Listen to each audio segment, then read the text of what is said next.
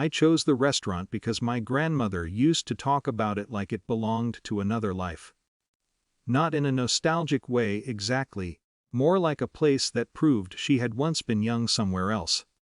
It sat on a quiet street downtown, the kind of place with dim lighting and heavy wooden tables that had probably been there for 30 years. The owner had renovated it a few times, but the bones of the place hadn't changed.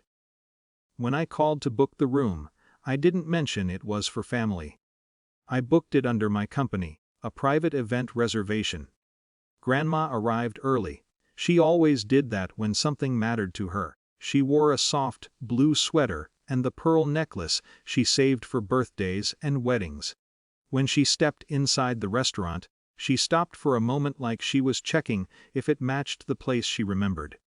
Then she smiled. "It still smells the same," she said quietly. We sat together while the staff finished setting the table for 8. She kept looking toward the door every few minutes. "They said 6 o'clock, right?" she asked. Yes. 6 came, then 6:30. The food stayed warm in the kitchen while we talked about small things, her old neighborhood, the bakery that used to be across the street from the restaurant decades ago.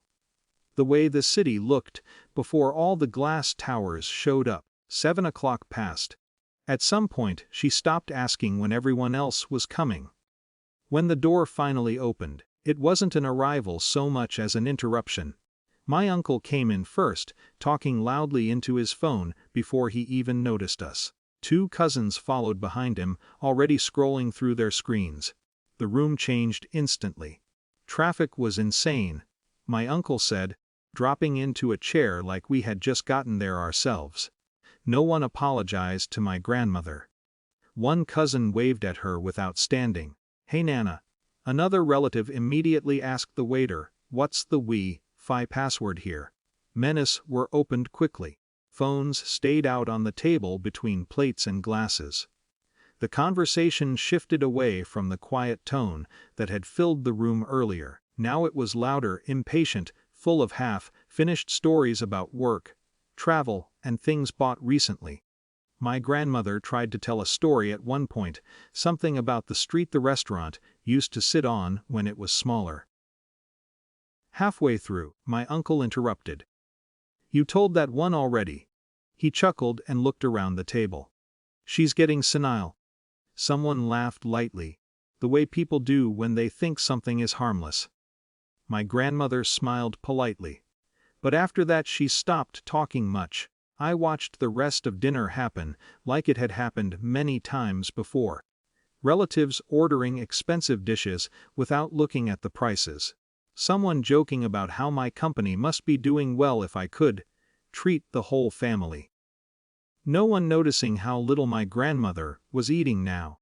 The restaurant staff moved carefully around the room, refilling water glasses, clearing plates.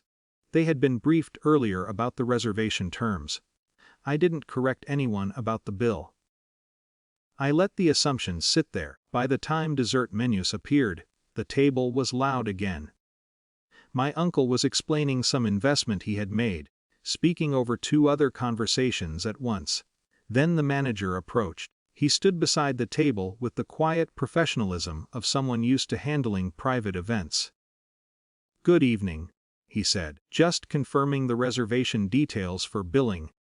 My uncle barely looked up. "Yeah, give it to the birthday sponsor," he said, gesturing toward me. The manager nodded slightly. "The event was reserved under corporate booking terms," he said calmly. "Due to the schedule change and extended service window, the adjusted event charges have been applied." He placed the folder gently on the table. The number inside didn't cause an explosion. Not at first, mostly confusion. One cousin leaned closer, thinking it was a joke. My uncle opened the bill fully. His voice changed immediately. "What is this?" The manager didn't react emotionally. "Your party reserved the dining room privately from 6 to 8. Arrival occurred 2 hours beyond the scheduled start, which activated the late service adjustment outlined in the booking contract. The number reflected the room fee, the staff retention, the delayed service window."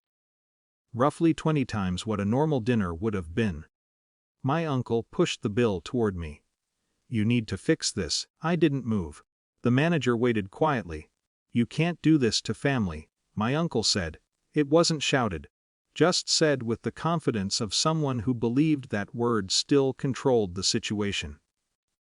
I looked at my grandmother for a moment. She was watching the table carefully, her hands folded together. The room felt smaller now. "I booked dinner for Grandma," I said. I reached into the folder and separated 2 items from the receipt. Her meal. And mine. The rest of the charges remained on the page. The manager nodded slightly, understanding. The table went quiet in a different way now. No one argued with the manager. The contract had been signed weeks earlier. And the staff stood behind him, polite and unmoved. Eventually my uncle muttered something about splitting it. Credit cards came out slowly. No one looked at my grandmother. When we left the restaurant, the night air felt colder than it had earlier. My relatives lingered on the sidewalk, speaking quietly to each other. I walked my grandmother toward the car. She didn't mention the bill. She didn't mention the tension either.